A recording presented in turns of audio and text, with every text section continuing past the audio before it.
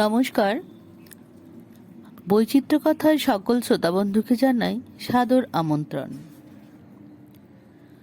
তুমি বাড়ি যাও না কেন?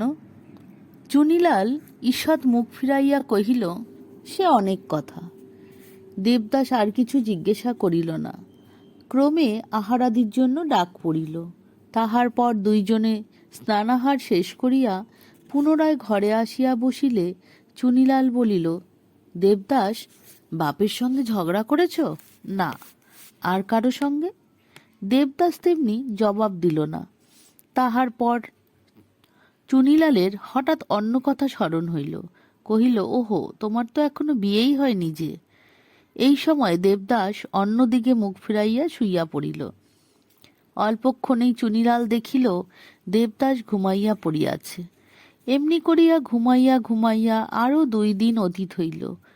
তৃতীয় দিবসের প্রাতকালে দেবদাস সুস্থ হইয়া উঠিয়া বসিল। মুখ হইতে সেই ঘন ছায়া যেন অনেকটা সরিয়া গিয়াছে বলিয়া বোধ হইল। চুনিলাল জিজ্ঞাসা করিল, আজ শরীর কেমন? বোধ হয় অনেকটা ভালো। আচ্ছা চুনিবাবু, রাতে তুমি কোথায় যাও? আজ চুনিলাল লজ্জিত হইল, বলিল, হ্যাঁ তা যাই বটে, কিন্তু সে কথা কেন? আচ্ছা, আর তুমি কেন কলেজে যাও না? না, লেখাপড়া ছেড়ে দিয়েছি। ছি, তা কি হয়? 1 মাস 2 পরে তোমার পরীক্ষা। পড়াও তোমার মন্দ হয়নি, এবার কেন পরীক্ষা দাও না? না, লেখাপড়া ছেড়ে দিয়েছি। চুনিলাল চুপ করিয়া রহিল। দেবদাস পুনরায় জিজ্ঞাসা করিল, কোথায় যাও বলবে না? তোমার সঙ্গে আমিও যাব। চুনিলাল দেবদাসের মুখপানে চাহিয়া বলিল, কি জানো দেবদাস, আমি খুব ভালো জায়গায় যাইনে। দেবদাস যেন আপনার মনে কহিল, ভালো আর মন্দ ছাই কথা। চুনিবাবু, আমাকে সঙ্গে নেবে না? তা নিতে পারি, কিন্তু তুমি যেও না। না, আমি যাবই। যদি ভালো না লাগে আর না হয় যাব না, কিন্তু তুমি যে সুখের আশায় প্রত্যহ উন্মুখ হয়ে থাকো। যাই হোক চুনিবাবু, আমি নিশ্চয়ই যাব। চুনিলাল মুখ ফিরাইয়া একটু হাসিল, মনে মনে বলিল, আমার যা দশা। মুখে বলিল, আচ্ছা তাই যেও। অপরাহ্ন বেলায় দেবদাস জিনিসপত্র লইয়া উপস্থিত হইল। দেবদাসকে দেখিয়া কাঁদিয়া ফেলিল।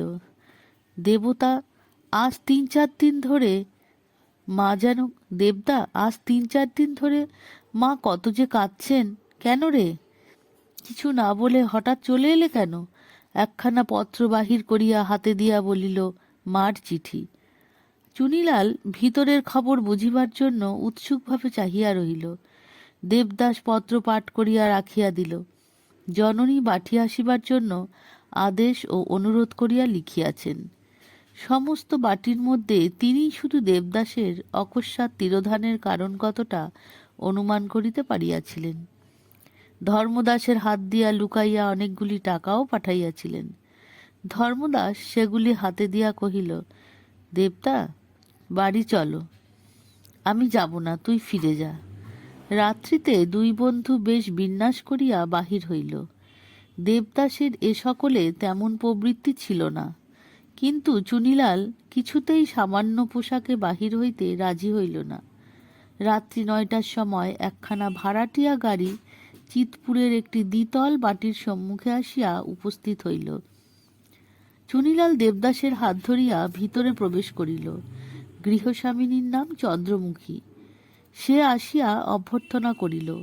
এইবার দেবদাসের সর্বশরীর জ্বালা করিয়া উঠিল। সে যে এই কদিন ধরিয়া নিজের অজ্ঞাতসারে নারীদেহের ছায়ার উপরেও বিমুখ হইয়া উঠিতেছিল, ইহা সে নিজেই জানিত না।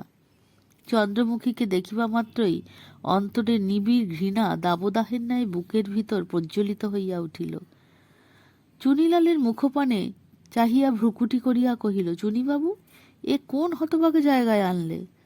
তার তীব্র কণ্ঠ, চোখের দৃষ্টি দেখিয়া চন্দ্রমুখী ও চুনিলাল উভয়ই হতবুদ্ধি হইয়া গেল।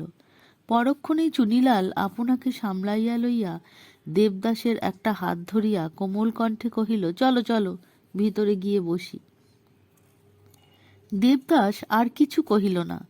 ঘরের ভিতরে আসিয়া নিচের বিছানায় বিষণ্ণ নতমুখে উপবেশন করিল। চন্দ্রমুখী নীরবে অদূরে বসিয়া পড়িল। ঝি রূপা বাঁধানো হুকায় তামাক সাজিয়া আনিয়া দিল। দেবদাস স্পর্শ করিল না। চুনিলাল মুখ ভার করিয়া চুপ করিয়া বসিয়া রহিল। ঝি কি করিবে ভাবিয়া না পাইয়া অবশেষে চন্দ্রমুখীর হাতেই হুকাটা দিয়া প্রস্থান করিল। সে দু একবার টানিবার সময় তীক্ষ্ণ দৃষ্টিতে দেবদাস তাহার মুখপানে চাহিয়া থাকিয়া হঠাৎ নিরতিশয় ঘৃণা ভরে বলিয়া উঠিল, কি অসভ্য আর কি বিশ্রী দেখতে! ইতিপূর্বে চন্দ্রমুখীকে কেহ কখনো ঠকাইতে পারে নাই কথায়। তাহাকে অপ্রতিভ্য করা অত্যন্ত কঠিন কাজ, কিন্তু দেবদাসের এই আন্তরিক ঘৃণার সরল এবং কঠিন উক্তি তাহার ভিতরে গিয়া পৌঁছিল। ক্ষণকালের জন্য সে হতবুদ্ধি হইয়া গেল, কিন্তু কিছুক্ষণ পরে আরও বারদুই গুড়গুড় করিয়া শব্দ হইল, কিন্তু চন্দ্রমুখীর মুখ দিয়া আর ধোঁয়া বাহির হইল না। তখন চুনিলালের হাতে হুকা দিয়া সে একবার দেবদাসের মুখপানে চাহিয়া দেখিল। তাহার পর নিঃশব্দে বসিয়া রহিল, নির্বাক তিনজনেই। শুধু গুরু গুরু করিয়া হুকার শব্দ হইতেছে, কিন্তু তাহা যেন বড় ভয়ে ভয়ে। বন্ধুমণ্ডলীর মাঝে তর্ক উঠিয়া হঠাৎ নিরর্থক একটা কলহ হইয়া গেলে প্রত্যেকেই যেমন নীরবে নিজের মনে ফুলিতে থাকে এবং ক্ষুব্ধ অন্তঃকরণে মিছামিছি কহিতে থাকে, তাই তো। এমনি তিনজনেই মনে মনে বলিতে লাগিল, তাই তো, এ কেমন হইল? যেমনই হোক, কেহই স্বস্তি পাইতেছিল না। চুনিলাল হুকা রাখিয়া দিয়া নিচে নামিয়া গেল। বোধ করি আর কোনো কাজ খুঁজিয়া পাইল না, তাই ঘরে দুজনে বসিয়া রহিল। দেবদাস মুখ তুলিয়া কহিল, তুমি টাকা নাও। চন্দ্রমুখী সহসা উত্তর করিতে পারিল না। আজ তাহার 24 বছর বয়স হইয়াছে। এই 9-10 বছরের মধ্যে কত বিভিন্ন প্রকৃতির লোকের সহিত তার ঘনিষ্ঠ পরিচয় হইয়াছে, কিন্তু এমন আশ্চর্য লোক সে একটি দিনও দেখে নাই। একটু ইতস্তত করিয়া কহিল, আপনার যখন পায়ের ধুলো পড়েছে। দেবদাস কথাটা শেষ করিতে না দিয়াই বলিয়া উঠিল, পায়ের ধুলোর কথা নয়, টাকা নাও তো। তা নিই বই কি, না হলে আমাদের চলবে কিসে? থাক, অত শুনতে চাইনি। বলিয়া সে পকেটে হাত দিয়া একখানা নোট বাহির করিল এবং চন্দ্রমুখীর হাতে দিয়াই চলিতে উদ্যত হইল। একবার চাহিয়াও দেখিল না কত টাকা দিল। চন্দ্রমুখী বিনীতভাবে কহিল, এরই মধ্যে যাবেন? দেবদাস কথা কহিল না, বারান্দায় আসিয়া দাঁড়াইল। চন্দ্রমুখীর একবার ইচ্ছা হইল টাকাটা ফিরাইয়া দেয়, কিন্তু কেমন একটা তীব্র সংকোচের বশে পারিল না। বোধ করিবা একটু ভয়ও তাহার হইয়াছিল। তাছাড়া অনেক লাঞ্ছনা গঞ্জনা অপমান সহ্য করা অভ্যাস তাদের আছে বলিয়াই নির্বাক নিস্পন্দ হইয়া চৌকাঠ ধরিয়া দাঁড়াইয়া রহিল। দেবদাস সিঁড়ি বাহিয়া নিচে নামিয়া গেল। সিঁড়ির পথেই চুনিলালের সহিত দেখা হইল। সে আশ্চর্য হইয়া প্রশ্ন করিল, কোথায় যাচ্ছ দেবদাস? বাসায় যাচ্ছি। সে কি হে? দেবদাস আরো 2-3 সিঁড়ি নামিয়া পড়িল। চুনিলাল কহিল, চলো, আমিও যাই। দেবদাস তাহার কাছে আসিয়া তাহার হাত ধরিয়া বলিল, চলো। একটু দাঁড়াও, একবার উপর থেকে আসি। না, আমি যাই, তুমি পরে এসো, বলিয়া দেবদাস চলিয়া গেল। চুনিলাল উপরে আসিয়া দেখিল চন্দ্রমুখী তখনও সেইভাবে চৌকাঠ ধরিয়া দাঁড়াইয়া আছে। তাহাকে দেখিয়া কহিল, বন্ধু চলে গেল? হ্যাঁ। চন্দ্রমুখী হাতের নোট দেখিয়া বলিল, এই দেখো, কিন্তু ভালো বোধ করো তো নিয়ে যাও, তোমার বন্ধুকে ফিরিয়ে দিও। চুনিলাল কহিল, সে ইচ্ছা করেই দিয়ে গেছে, আমি ফিরিয়ে নিয়ে যাব কেন? এতক্ষণ পর চন্দ্রমুখী একটু হাসিতে পারিল, কিন্তু হাসিতে আনন্দ ছিল না। কহিল, ইচ্ছে করে নয়, আমরা টাকা নিই বলে রাগ করে দিয়ে গেছে। হ্যাঁ চুনিবাবু, লোকটা কি পাগল? একটুও না। তবে আজ কদিন থেকে বোধ করি ওর মন ভালো নেই। কেন মন ভালো নেই কিছু জানো? তা জানি নে, বোধ হয় বাড়িতে কিছু হয়ে থাকবে। তবে এখানে আনলে কেন? আমি আনতে চাইনি, সে নিজে জোর করে এসেছিল। চন্দ্রমুখী এবার যথার্থই বিস্মিত হইল। কহিল, জোর করে নিজে এসেছিল, সমস্ত জেনে? চুনিলাল একটুখানি ভাবিয়া কহিল, তা বই কি, সমস্তই তো জানত, আমি তো আর ভুলিয়ে আনিনি। চন্দ্রমুখী কিছুক্ষণ চুপ করিয়া কি ভাবিল।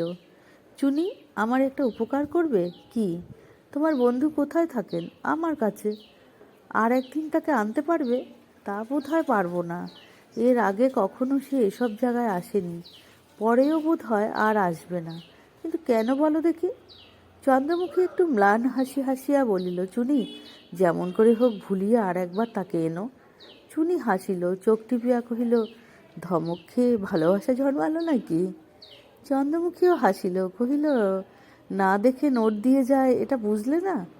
চুনি চন্দ্রমুখীকে কতটা চিনিতে পারিয়াছিল। ঘাড় নাড়িয়া বলিল, না না, নোট ফোটের লোক আলাদা, সে তুমি নও। কিন্তু সত্যি কথা বলো তো। চন্দ্রমুখী কহিল, সত্যি একটু মায়া পড়েছে। চুনি বিশ্বাস করিল না, হাসিয়া কহিল, এই 5 মিনিটের মধ্যে? এবার চন্দ্রমুখীও হাসিতে লাগিল, বলিল, তা হোক, মন ভালো হলে আর একদিন এনো, আর একবার দেখব, আনবে তো? কি জানি, আমার মাথার দিব্যি রইল। আচ্ছা, দেখব।